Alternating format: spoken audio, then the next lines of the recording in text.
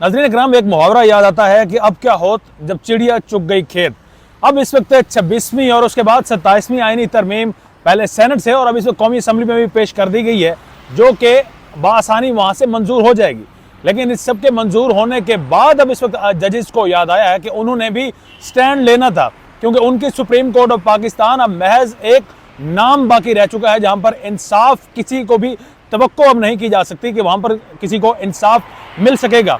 अब जजेस की जानिब से बाकायदा तौर पर खतूत लिखे जा रहे हैं, चीफ जस्टिस को खतूत लिखे जा रहे हैं जस्टिस साहिबान की जानिब से, और इस चीज़ को मेक श्योर किया जा रहा है कि जनाब हमारी जो आज़ादी है या जिस तरह से हमने इंसाफ प्रोवाइड करना है, इंसाफ देना है गरीब अवाम को, लोगों को या पार्टियों को, तो अब वो चीज़ हमसे छिन चुकी है और अब इनकी आंखें खुली हैं। आज एक ख़त सामने आया है, Justice Athar Minallah Supreme Court of Pakistan के जस्टिस हैं, उन्होंने सुप्रीम कोर्ट ऑफ पाकिस्तान के चीफ जस्टिस याया अफरीदी को एक ख़त लिखा है। ख़त इस वक्त आपके साथ शेयर करेंगे।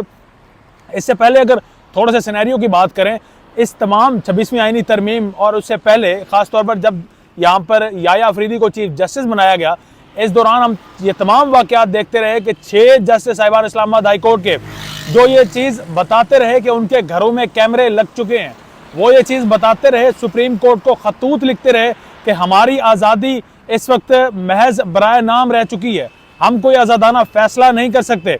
बेडरूम तक जब बात कैमरों की पहुंच जाए तो इसके बाद आप बताएं कि जस्टिस फिर कहाँ जाए, और ये चीज़ बार बार वो बताते रहे, लेकिन उस तमाम इन चीज़ों पर कान नहीं धरेंगे। काजी फायदी साहब, उसके बाद चीफ जस्टिस याया अफरीदी, दोनों एक ही पेज पर नजर आए, और अब सुप्रीम कोर्ट से खुद ये आवाज़ इस वक्त सामने आई है। सुप्रीम कोर्ट के जस्टिस जो है अतर मिनल्ला, उनकी जानिब से अब ये खत सामने आया है। मंसूर अली शाह पहले लिख चुके हैं, अब अतर मिनल्ला ने दोबारा लिखा है। अब खत में वो क्या रोना रो रहे हैं, क्या कह रहे हैं, वो जरा इस वक्त आपके सामने रखते हैं।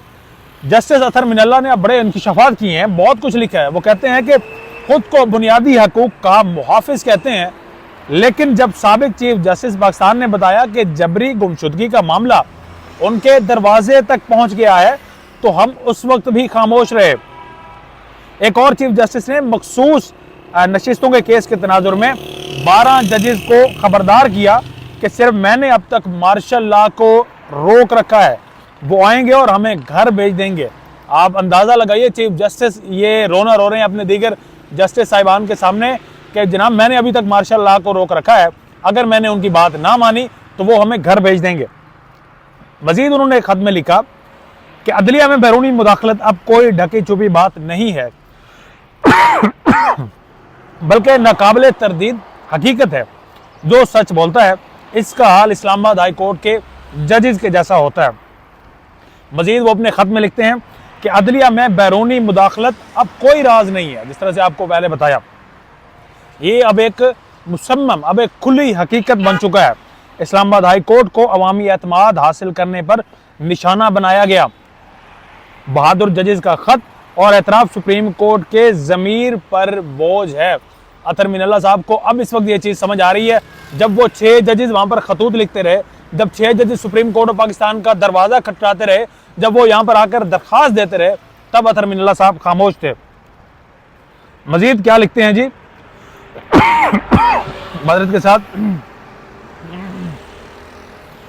वो कहते हैं कि बहादुर जजेस का खत और एतराफ़ सुप्रीम कोर्ट के ज़मीर पर बोझ है। हम सब जानते हैं, मगर सिर्फ चाय खानों में सरगोशियों तक महदूद हैं। जो जज सच बोलता है वो इंतकाम का निशाना बनता है, जो जज नहीं झुकता इसके खिलाफ एहतिसाब का हथियार इस्तेमाल होता है। अब ये वो हकीकत है जो कि जस्टिस अतर मिनल्ला ने खुद ही ये बयान कर दी है। वो कहते हैं कि हम खुद भी जब जस्टिस साहिबान बैठते हैं, हम खुद इस चीज़ का जिक्र करते हैं। जब चाय की महफिल होती है, जब सिटिंग होती है, हम सबको ही मालूम है कि ये कुछ हो रहा है, लेकिन हम स्टैंड नहीं ले पा रहे। और अब यही कुछ अब जजेस के खिलाफ इसे हथियार के तौर पर इस्तेमाल किया जा रहा है। मजीद कहते हैं कि चीफ जस्टिस अतर मिनल्ला जिन्होंने ख़त लिखा याया अफरीदी को कि सुप्रीम कोर्ट अक्सर अवाम के बजाय ताकतवर के साथ खड़ी रही, और ये वो हकीकत है जो बिला आखिर एक जस्टिस ने जुर्रत करके, बहुत बड़ी बहादुरी करके इस चीज़ को सामने लेकर आए हैं।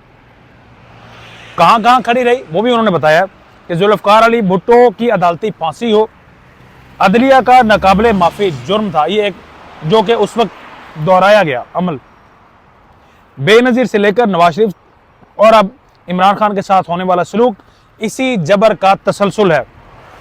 इशराफिया के मफादात और गिरफ्त को मजबूत रखने के लिए अवाम की उमंगों के साथ खेला गया। हमारी वफादारी अवाम के साथ होनी चाहिए जिनके नाम और वेलफेयर के लिए आइन बनाया गया। अब ये है एक अहम तरीन लाइन कि हमारी वफादारी अवाम के साथ होनी चाहिए। रियासत भी अवाम के लिए आती है, अवाम के हकूक़ के लिए आती है, तभी रियासत का वजूद बाकी रहता है। और सुप्रीम कोर्ट हो, जितनी अदालतें हों, हुकूमतें हों, वो सिर्फ अवाम की फलाह बहबूद के लिए आती हैं। लेकिन यहाँ पर अवाम 25 करोड़ अवाम एक तरफ है, चंद अफराद का टोला दूसरी जानिब है। और वो चंद अफराद का टोला अपनी मनमानी से, उनको लगता है कि ये रियासत उनके बाप की है, ये ज़मीन का टुकड़ा उनके बाप का है, उन्हें जागीर में मिला है, और इसी वजह से जो चाहे मन चाहे यहाँ पर फैसले किए जाते हैं। फिर फैसल बारडा जैसे मुंहफट भी अपने साथ अपने हमरा रखते हैं।